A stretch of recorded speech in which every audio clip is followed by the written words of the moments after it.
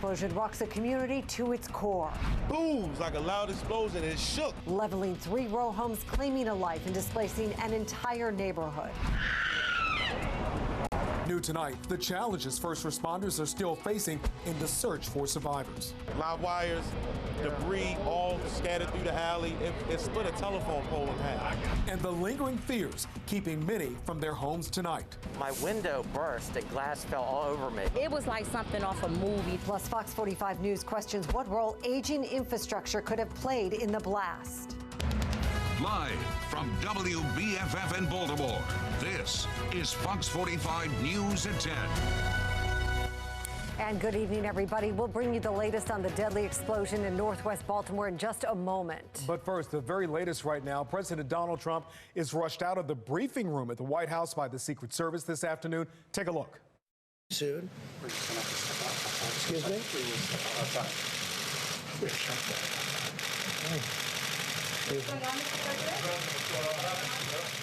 Listen to the clicking of those cameras. It doesn't happen very often when the president's interrupted. The president was at the briefing to update reporters in the country on the current White House response to the coronavirus. But shortly after he started speaking, he was quickly ushered out. He returned and gave an update about a shooting outside the White House. There was a shooting outside of the White House and seems to be very well under control. I'd like to thank the Secret Service for doing their always quick and very effective work.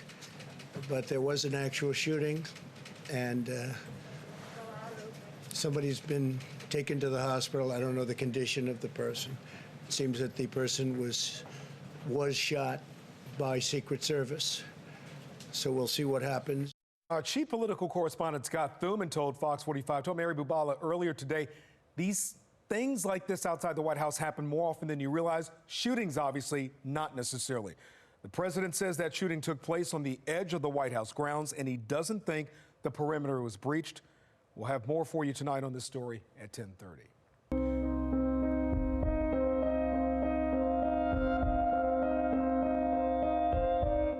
Now back to the breaking news that's become a national, if not international, story. We've been following a deadly gas explosion all day out of northwest Baltimore. From the air, you can see the damage left behind.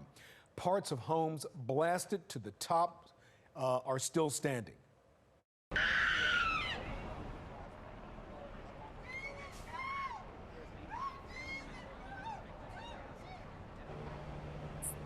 Sounds of utter grief as a woman learns of what happened. And this picture also describes the heartbreak after the blast, a sign saying or reading "Home Sweet Home" on the ground amid wood chips and broken glass. And here's what we know right now. The cause of the blast remains under investigation tonight. The explosion happened about 9:45 this morning. The blast killed one person. 7 others were taken to the hospital. At least 4 were in serious condition.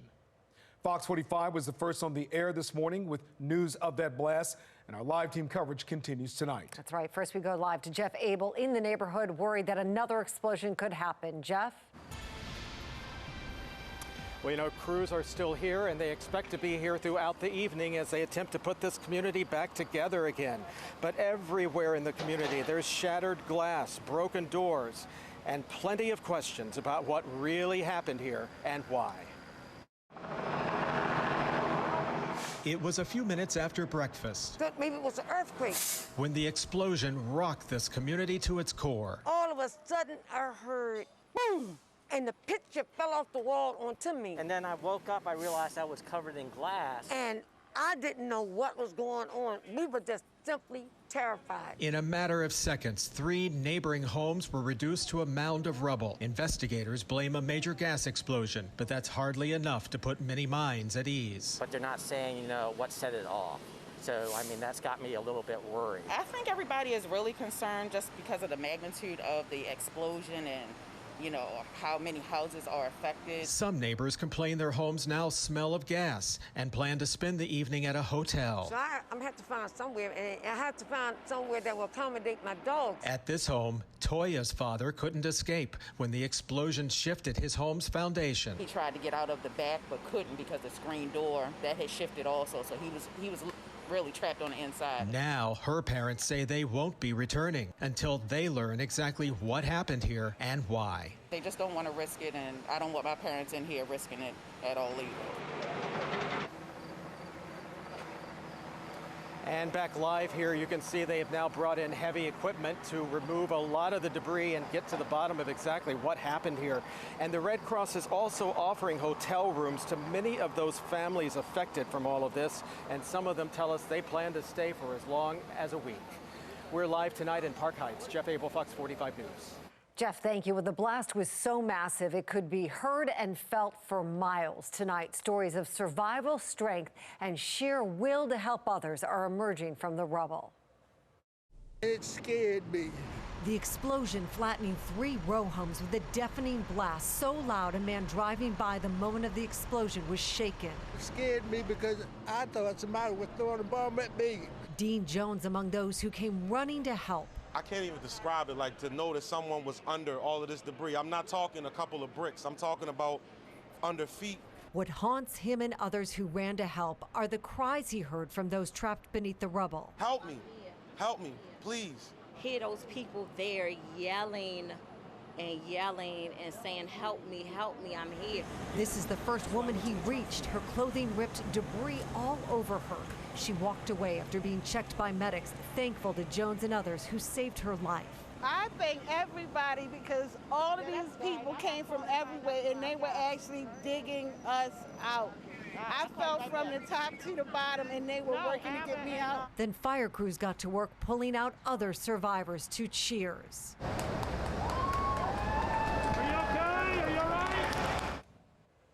Well, records show the row homes leveled in this explosion were built in the 1960s. Alexa Ashwell spoke with an expert about the role aging infrastructure may have in a tragedy like this. Alexa? Yes, Mary, these homes where the explosion occurred are masonry homes, meaning they're in fact supposed to be stronger than, say, a wood frame. Of course, fixtures and valves can wear over time. Row homes reduced to rubble, an explosion so great it destroyed 3 brick masonry homes here in Northwest Baltimore. I would say probably the homes from that vintage would survive this better than a current home would. That, speaking to the magnitude of the blast, records show the destroyed homes were built in 1960, raising the question if aging infrastructure, including piping, may have aided in what went wrong. Mechanical, structural, and civil engineer Dr. Brian Bramall weighs in. There are elements that would wear. Because wear is something, 2 surfaces rubbing together is what I would consider to be wear. And you don't get a lot of that except in valves. Dr. Bramall believes this would be rare, but if the case is often the result of recent maintenance work not completed properly. The only way to find out, lifting the rubble layer by layer. Trying to figure out pieces together, piece by piece, of the remaining gas pipings within the structure as well to try to determine the actual cause of the incident. The real focus will be on the basements of these places. Dr. Bramall points out gas is heavier than air and therefore will rest in the lowest areas. There's also the anatomy of these row homes. You go down to our row houses in the city, frequently if somebody's smoking on one side of the wall and you're standing on the other side, you'll smell it, just because there's natural leaks that come through all those little break joints. It could be that all 3 basements were saturated. It could be that just one basement had the natural gas in it, and when it blew, it just took the other 2 buildings with it. And Guy, Mary, of course, the big question tonight, what caused this explosion and what remains under investigation? Live in Baltimore, Alexa Ashwell, Fox 45 News. Alexa, thank you. Now, the explosion that leveled 3 homes in Northwest Baltimore has brought in the help of the Red Cross. Red Cross set up a reception center to provide sandwiches, water, ice, and a place for displaced residents to get out of the heat. They also worked with the city to find housing for those who need it. We're just supporting folks while we wait to find out what's happened and when people will be able to return to their homes tonight. For those who can't return, we'll work with the city to provide lodging tonight. The Red Cross says there are restrictions in place for what can be donated due to the pandemic. However, monetary donations can be made online. Now, so many of you sent stunning pictures of what happened this morning. Take a look at this video sent to us by Sharada. It looks like she is just a few homes away from the blast. And you can see debris all over the ground, even in front of her house. Blast this morning broke the utility pole in the alley. Bricks and debris were scattered everywhere. And take a look at this as well. The power of the blast breaking all the windows in the home next door. You can send your pictures in, please. We'd like to see them. We'd like to share them. Just go to foxbaltimore.com/chime in. There's a gallery there with many more photos online to see all the pictures of what happened out there today. Just go to foxbaltimore.com. Take you a little bit closer as we could show you what's happening here. We are hearing some screams and some cries here. Let's try to just take you a little bit closer to what we're seeing out this way. And that is our own Elijah Westbrook this morning, one of the first reporters on the scene. And this is a look at our website. It contains all of our coverage for the day as it happened. See the story. Just go to foxbaltimore.com. And of course, our live team coverage of the deadly gas explosion in Northwest Baltimore will continue on Fox 45 Morning News. They start at 4:30 a.m. Still ahead on Fox 45 News at 10 o'clock tonight, a squeegee worker accused of throwing rocks and shattering windows. The confrontation captured on camera. Hear how mayoral candidates say they'll tackle the common confrontations. An explosion rocks a Northwest Baltimore neighborhood and makes headlines around the country. Tonight, more stories of the frantic moments as neighbors found themselves rescuing neighbors. Looking at hot temperatures across the area today, more hot air on the way. A look at how long we're in the heat coming up in my forecast. But first, wait until you hear how a Project Baltimore investigation is resulting in a multi-million-dollar contribution to city schools.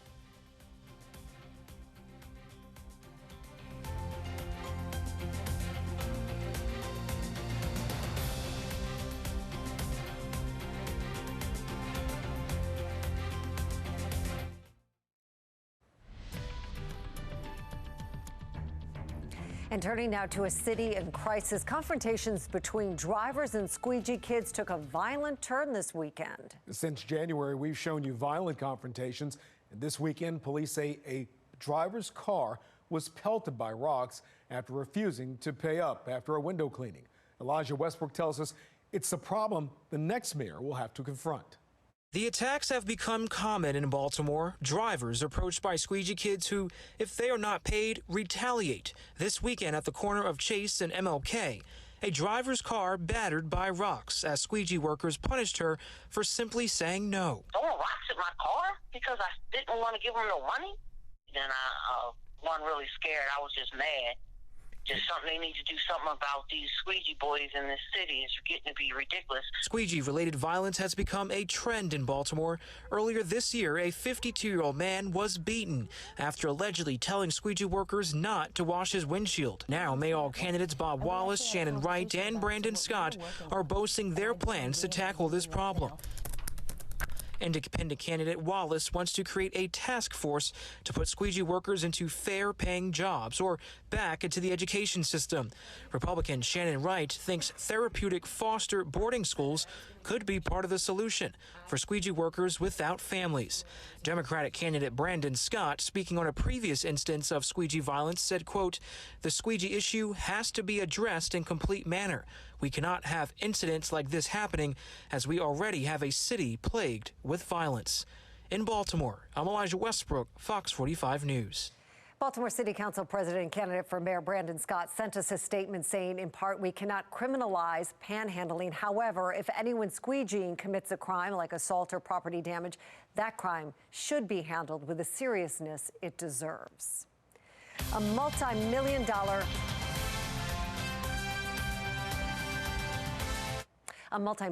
football league says it plans to make a contribution to Baltimore City schools after a Project Baltimore investigation found the league has not been paying for permits to use a city field. Project Baltimore's Chris Papps first reported in June the unpaid fees add up to tens of thousands of dollars that should have gone to city schools. And while the football league wasn't being charged, a local church was.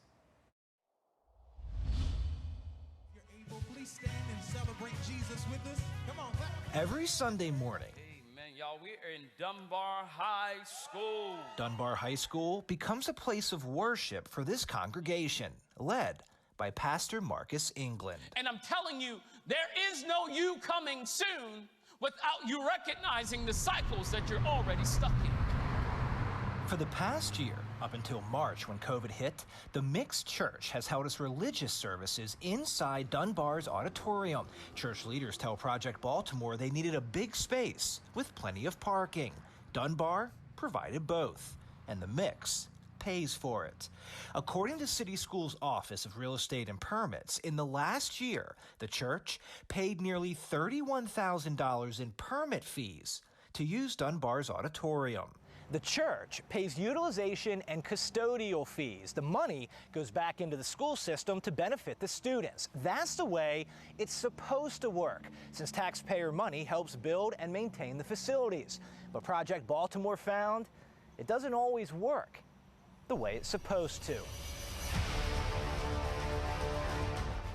The A7FL is a football league based in Florida. This year, there are 21 teams. Most are in New Jersey, California, and Maryland. Baltimore hosts 7 franchises. Last year, every Baltimore team used Dunbar as its home football stadium. But a Project Baltimore investigation found the A7FL never obtained permits to use the field and paid no fees. These are some of the best athletes that you probably see in Baltimore City. Marcus Cole is the Baltimore region's A7FL commissioner. The league, which started in 2015, has grown to a value of $9 million, according to its website. But in 5 years playing at Dunbar's football field, the A7FL has never paid for a permit, while the Mixed Church, a nonprofit, has paid nearly $31,000 in just 1 year. They're a nonprofit. Meanwhile, the A7FL is for profit, using the facilities for free. How do you justify that?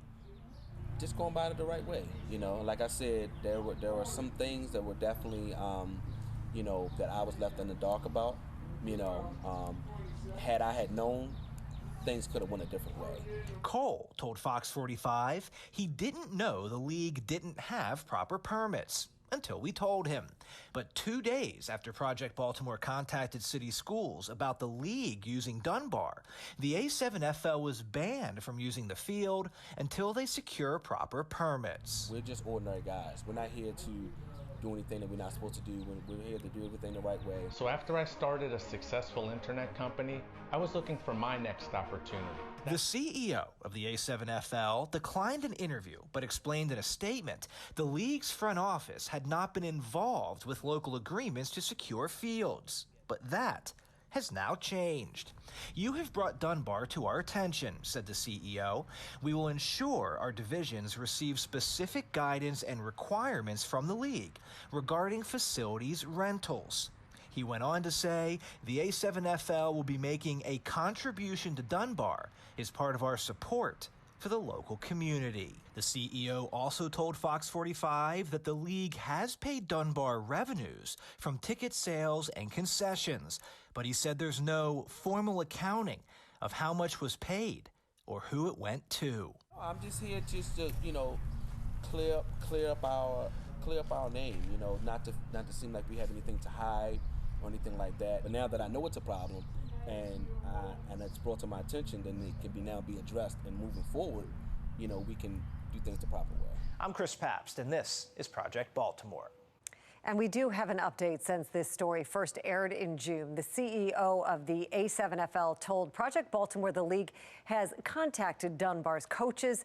The local A7FL teams and athletes have offered to help maintain the football field on an ongoing basis. The CEO said he believes that would have the greatest positive impact. Project Baltimore reached out to city schools about this story and whether Dunbar would accept the offer from the A7FL. We did not hear back. Project Baltimore wants to hear from you. Do you have a story you want to share? Call their hotline, send them an email, go to foxbaltimore.com to follow their progress. Well, more on the explosion that claimed a life and leveled 3 row homes in northwest Baltimore this morning. When we come back, an update on the work crews and what they're doing right now. Rescued from the rubble, Coming up, dramatic video as the injured are taken to the hospital. And we know first responders face numerous challenges at the site of that explosion. The debris was a major hazard, and so was the heat.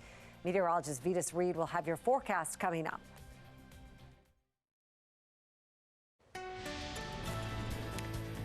All right, August-like weather out there, oppressive at some points, Vetus, out there, especially for some of the rescue crews that were at the scene today. Yeah, we had a cold orange alert today, and that was also for the air quality not being the best. So we had an air quality alert, meaning that there was stagnant air out there, not moving much, and those temperatures were in the mid-90s with a heat index right around 99 to 100 degrees across the area.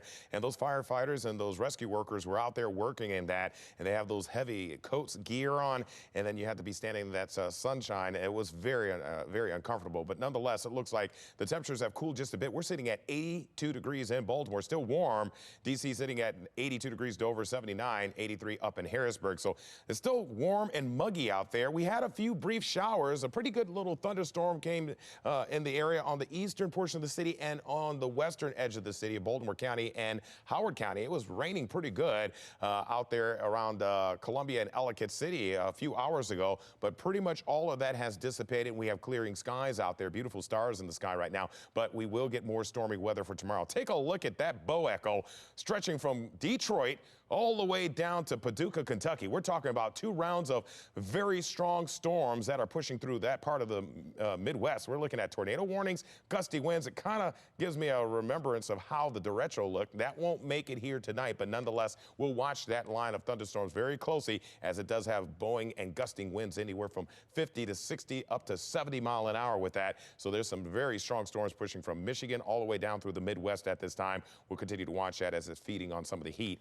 through the evening hours. We have dry conditions over us right now. High pressure will block that for tonight. It will be tomorrow afternoon that we have showers and thunderstorms, mainly clear, 74 degrees. I'm going to break down some information about that explosion that occurred and how it actually created some seismic tremors across parts of Baltimore County, Baltimore City, like a small earthquake. Back to you.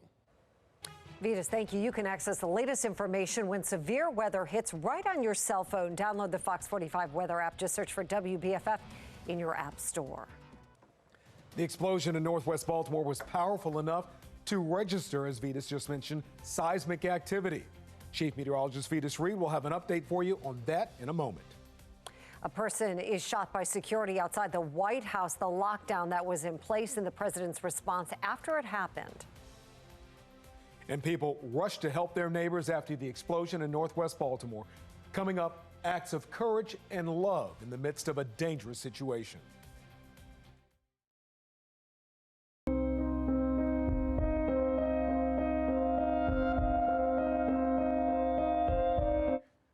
Hope continues as crews are still on the scene at this hour in northwest Baltimore, searching for survivors after today's deadly explosion that killed 1 person and sent 7 others to the hospital. Fox 45 was first on the air with news of that blast, and our team coverage continues tonight from northwest Baltimore. We begin with Fox 45's crime and justice reporter Joy LaPola, who brings the stories of terror as many homeowners felt the ground shake, either running to help or sheltering in fear. Everyone heard a boom. A seemingly routine morning erupts into chaos. A big explosion just went boom. Althea Myrie stood just feet from the explosion. Because when you look up, you actually see debris going up and coming back down. It looked like it's about 2 or 3 houses. Others felt the explosion from blocks away. I was just washing the frying pan, and hear a big old boom. I think it's the people upstairs that just moved upstairs, dropped something heavy. All anyone did know was people were buried alive. I just started yelling at people to come and help. Leon Phillips had just left home. I was at work. I got a phone call telling me that the house was blown up. For those who were here, their attention shifted to helping neighbors with no way out. We heard the lady saying help, help, so we just went and started pulling debris off of her. And I had left some people, some friends in there. You know, I don't know if they still in there or did they survive or what. As some paramedics rushed to the scene, yeah, just one woman so far. Others were running from it. They just took somebody out in an ambulance. I'm sorry. I pray for them. Karen's 86-year-old mother lives in this neighborhood. She lives almost directly across the street from the explosion. While her home is still standing, it's a mess in there. Glass everywhere. I thought it was an earthquake. Windows blew out. Never seen anything like this in my life. And she hopes to never see it again. I feel terrible. I feel sad, man. You know, at a time like this. In Northwest Baltimore, Joy LaPola, Fox 45 News. The blast this morning was so strong that devices that monitor earthquakes recorded it. Chief Meteorologist Vetus Reed joins us now with an update on that. Vetus? Yeah, indeed. In fact, from some of the video there, you see some of the folks saying, I felt like the earth was shaking. It felt like an earthquake. And basically, northwestern portion of Baltimore City, as you can see downtown Inner Harbor, the blast was right up in this area, up towards Reisterstown Road there. As you can see, the spreading out of that blast as far as in the ground, it takes a little time to go through the bedrock and stone, but nonetheless, up in just northwest of Owings Mills, Soldier's Delight Natural Preserve, that's where there is a measuring station. Also in Western Maryland, out in the mountains, there's also a measuring station there. But this actually picked up a very low-grade, basically earthquake, that explosion. In fact, taking a look at the actual information on the graphic here, you can see that the little bit of a jump there. You look to the left, the timestamps at 8 a.m., then you see 9 a.m. Right about 9:15, 9:20, it started to see that pickup. It was right around 9:30, 9:40 when that call came in for that occurring. But nonetheless, you can see the red indicating it picking up that jolt in the ground. The blue line right below it also picking it up. They use different color lines to indicate the different 15-minute intervals as far as looking at seismology that's going on. So definitely this had enough shake and force that people felt it all around, and then also in the ground. Of course, it travels for miles, and they picked it up there in Soldier's Delight Nature Preserve up there just near Owings Mills. So definitely what a force this explosion had. Back to you guys. Vetus, thank you. Well, neighbors in that northwest Baltimore neighborhood have a lot to say about this morning's blast. And as Maxine Stryker explains, there's quite a story to share, from injuries to damage to transforming into first responders. From tragedy came stories of heroism today from neighbors helping neighbors. Neighbors who sprung into action to save the life of one woman.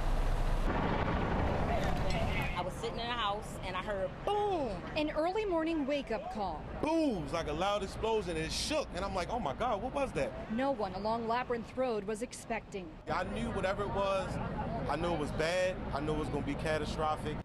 Several people were trapped beneath the rubble after a major explosion destroyed 3 homes. I literally ran with no shoes on. We were like, if anybody's in there, yell out, yell out. I was amazed that someone answered out to me when we asked them to call out, because I just knew if someone was in there, there's no way they made it. Dean Jones and Antoinetta Parrish rushed to help, rescuing this woman, now covered in a sheet, debris strewn through her hair. If you look at the 10 houses down the block, all the windows are gone, they're blown out. It's debris, parts of fences, it's wires all over the place. It's smoking from the middle. It started smoking as we were moving bricks. I mean, it was just, it's crazy. As crews worked to recover more victims, neighbors cheered as some were brought out on stretchers. Others received devastating news. It's really setting in, like, you know, someone was in that rubble that we couldn't save. Like, it hurts. But through the pain, neighbors did what neighbors do best. And to see neighbors coming out and just to see people just helping out and not worrying about themselves, it was beautiful, but it was horrific. It was horrifying at the same time. Rebuilding, one selfless step at a time. I'm not a hero, I'm a human. As you heard, a wide range of emotions from neighbors out here today, from the shock and devastation to the joy of seeing those being pulled from the rubble alive. We're going to keep on top of this story. In Northwest Baltimore, Maxine Stryker, Fox 45 News. Well, our complete coverage continues online. See the story. Go to foxbaltimore.com. A dramatic scene at the White House today as President Trump's briefing is interrupted after a shooting near the White House. It happened just before 6 o'clock as the president was beginning his remarks.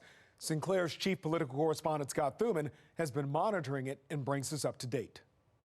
Well, some confusing and concerning moments when the president was talking about the stock market and suddenly he was stopped and ushered out of the White House briefing room.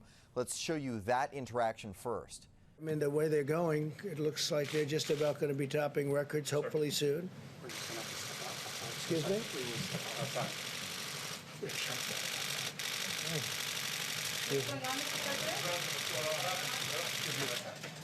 Meanwhile, outside the White House, a scary and chaotic scene near the Eisenhower Executive Office building after Secret Service shot a man.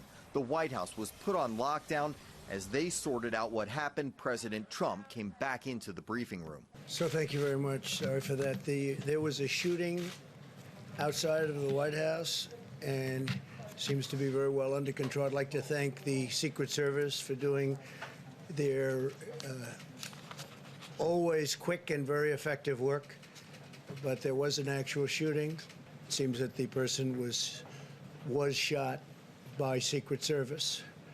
So we'll see what happens. Eyewitnesses say they saw law enforcement restraining and treating the man before he was rushed to a hospital. We do see the occasional security threat and scare, and even from time to time a lockdown at the White House, but certainly not a shooting. Unsettling moments today watching the president be ushered out of the briefing room like that. In Washington, I'm Scott Thuman. Well, other violence, a 17-year-old is dead, 20 people injured, including an off-duty police officer after a mass shooting in Washington, D.C. Happened at a crowded house party despite a city ban on large crowds. The event was posted on social media advertising free food, liquor, and a chance to dance. If I had known all of this, I would have stayed in the house. My life is too important to risk it for some party. And it was just a whole bunch of bodies on the ground. Car keys, phones and stuff was everywhere. Ambulance was here. It was a mess. 17-year-old Christopher Brown was killed after police say a dispute led to the bullets. Brown's family says he leaves behind a 1-year-old and another child on the way. New tonight, more drama in northwest Baltimore when a transformer catches fire. Firefighters arrived and reported downed power lines. Now, the incident caused police to block off traffic. No word on what caused that fire. And back to our coverage of a city in crisis. We first told you Friday about a stunning development in the Baltimore City Comptroller's office. An ex-employee at City Hall allegedly shredding documents while the Comptroller's office is under federal investigation. This comes after 25-year incumbent Joan Pratt lost her primary election. And today there are new details about that ex-employee and her relationship to the city's longtime comptroller. This is Harriet Taylor. For more than 2 decades, she served as Joan Pratt's deputy comptroller. But earlier this year, Taylor abruptly retired after the U.S. Department of Labor opened an investigation into wage and hours practices inside the comptroller's office. Now, according to an email from the Baltimore Law Department, Harriet Taylor is back at City Hall, allegedly shredding documents while the office is under federal investigation. Once you start shredding documents, it's no longer just a civil investigation. Under federal law, whether it's a civil investigation or a criminal investigation, if you are interfering with an active investigation, that is potential criminal exposure. For 2 decades, Harriet Taylor was the second highest ranking employee of the comptroller's office, second only to Comptroller Joan Pratt. And it appears retirement wasn't enough to keep her away from City Hall. Now, Councilman Bill Henry, who defeated Joan Pratt in this summer's primary election, wants to right the ship, telling FOX45 in a statement, "This is very disappointing. I look forward to the comptroller's office being run in a far more transparent and open fashion." The FOX45 reached out to Comptroller Joan Pratt Friday for comment on the shredding allegation, but she did not return our calls. Now, we're trying to get in contact with Harriet Taylor as well. We also contacted U.S. Attorney Robert Hur to see if his office is investigating the matter, but he chose not to comment. Well, still no deal between Congress and the White House on coronavirus relief, but the president's new executive order may be complicating talks. Where things stand next. Who was hit by the derecho that tore through the Midwest with 100-mile-per-hour winds? 3 Baltimore row homes reduced to rubble in a massive explosion. Ahead, we asked the experts if aging infrastructure would have anything to do with it. And it looks like we are seeing those temperatures on the hot side of things for the next couple of days. In the low 90s as we get to Tuesday, Wednesday, we'll start getting back into those 80s. But what's going to make that change in the atmosphere temperature-wise? I'll have a look at that in my forecast coming up. More than 90,000 Marylanders have been infected with the coronavirus, and at least 3,000 have died. The statewide positivity rate for the coronavirus sits at 3.78%. And a new week on Capitol Hill, starting with some hope that Democratic leadership in Congress can strike a deal with the White House on coronavirus relief. Weeks of failed negotiations led President Trump to sign 4 executive orders, which are being questioned by some in his own party. National correspondent Atra El-Nashar shows us what leaders say still needs to be done. Millions of Americans in need of relief are watching Congress closely, waiting for a deal between Democratic leadership and the White House. We want to come up with a strong plan. Senate Minority Leader Chuck Schumer, along with House Speaker Nancy Pelosi, say White House Chief of Staff Mark Meadows and Treasury Secretary Steve Mnuchin won't agree to their offer to spend $2 trillion instead of their original ask of $3 trillion. You know what they said? Absolutely not. I said to them, you mean it's your way or the highway? And they said, yep. Mnuchin, who is known for working well with Democrats, giving a more optimistic outlook. I heard Pelosi over the weekend and Schumer, and I think they're willing to compromise. Mnuchin says they're close to agreeing on how much to spend on food assistance, but they don't appear any closer to agreeing on funding for states and other issues not covered in the president's new executive orders. Orders the president says will lead to a bigger deal in Congress. They're much more inclined to make a deal now than they would have been 2 days ago. Some doubt the legitimacy of the executive orders. Republican Senator Ben Sasse says it's unconstitutional for the president to unilaterally declare a payroll tax holiday. Others question its value if Americans will eventually have to pay it back. White House Press Secretary Kayleigh McEnany defends the orders and blames any gridlock on Democrats. What we are doing is entirely within the executive capacity of the president. The real solution, the holistic solution, rests with Congress and Nancy Pelosi and Chuck Schumer coming to the table. McEnany says the White House will work around the clock, trying to get this relief to Americans soon. In Washington, I'm Atra El-Nashar reporting. Stay with Fox 45 for continuing coverage of the pandemic. Be sure to follow us on Twitter for updates, even when we are not on the air. Well, Illinois residents are bracing for a tornado-like windstorm heading their way. The storm, known as the derecho, is a long-lasting windstorm that brings rapidly moving thunderstorms. Hours ago, it was pounding neighboring Iowa, prompting some cities there to urge residents to avoid travel. Wind warnings of up to 100 miles an hour are now in effect for that area. Now, the storm has already caused damage, including downed trees. This Postal Service truck had a tree go right through the windshield. Look at that. And here's a look at some of the pictures posted online. Let's take a look here. Down power line on Broadway in Wellington, hashtag Chicago tornado. Also, has any part of the world not been hit by some sort of hashtag natural disaster? Here's another one. Video of the derecho. Let's look at that video. Intercept today near Rochelle, Illinois. Look at that. Mary, you know where Rochelle is? I do. And last here. Hey, admin, what do you get for your birthday? I got a derecho and had to hide in a parking garage for a good half hour. Hope you were safe.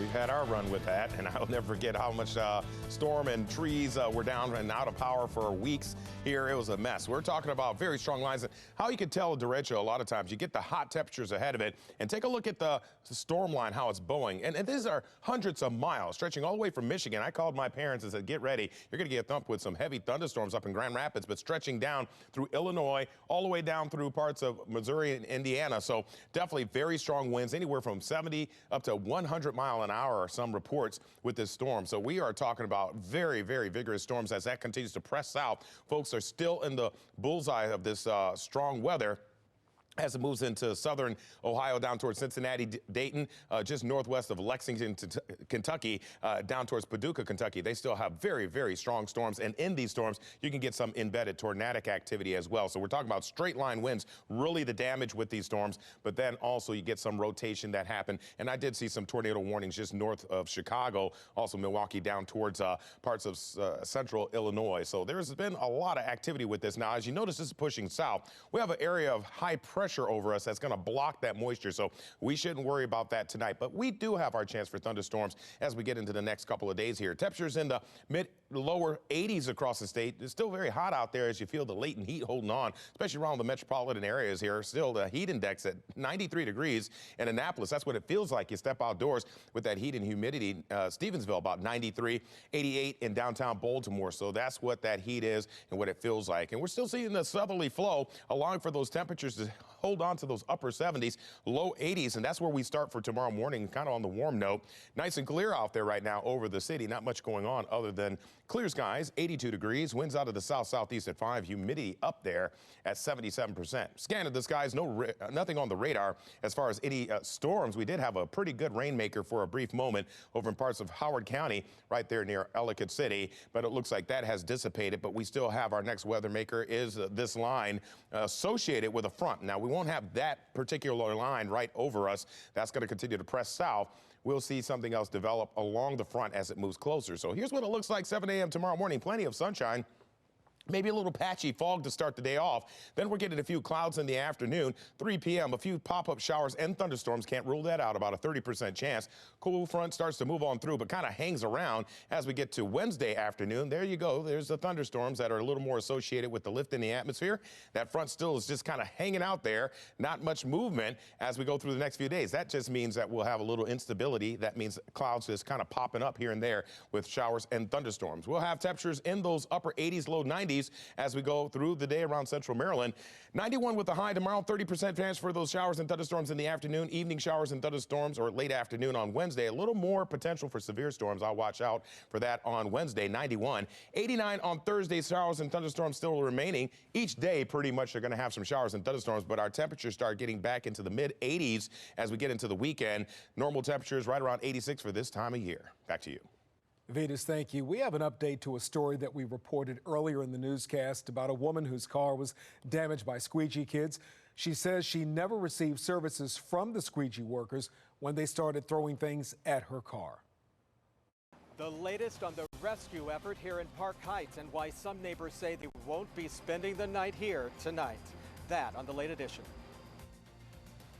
The Big Ten weighs a decision to cancel football games this fall. Bruce Cunningham has the latest next in Sports Unlimited.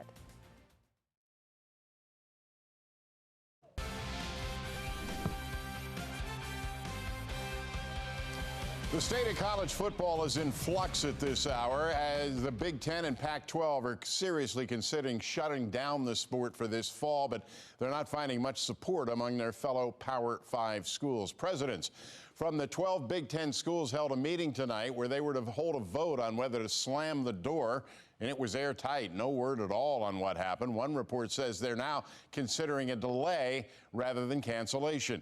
Big Ten member Nebraska is saying it will play either in the conference or not. The SEC and ACC say they'll still plan to play, and the Air Force Academy says it'll still try to play Army and Navy, even though its conference is shut down. It's all still very much up in the air at this hour. Stay tuned. And if the college game goes dark, the NFL will quite literally be the last man standing, and there is great trepidation as they prepare to open contact practices next week. COVID-19 protocols are in place, and the plan seems sound, but as we've seen, the risk is still there. And one Raven says he's willing to live with that risk. I think, it definitely crossed my mind, but I'm definitely a person that, I want to play. I want to be around my teammates, and I'm just a competitive person, and I don't think it would take a lot to really, it would take a really high risk to really keep me out of the building. And I think at the same time, I think the Ravens are really doing a great job at limiting the chances of, contracting the virus. One at-risk Raven talks about why he's going to play. And the Orioles get news about the Tartgate makeup game. How crazy was that? That's all at 11:30 as Sports Unlimited continues. All right, Bruce, thank you. A group of friends, they have a fish story, well, more like a whale story, how they caught a breach on camera.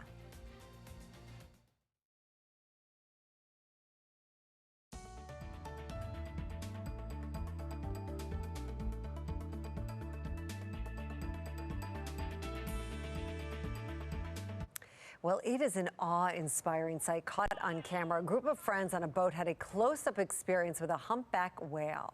That's right. The three friends took a boat out on Friday and saw this whale. Look at this. They followed it for about half an hour. Pretty excited about it, as you can hear, giving it space. And they were surprised it was only in about 30 feet of water. Well, hoping to catch a view of that breach, they actually did get a view. They were only about 50 feet away when their patience paid off. There it is.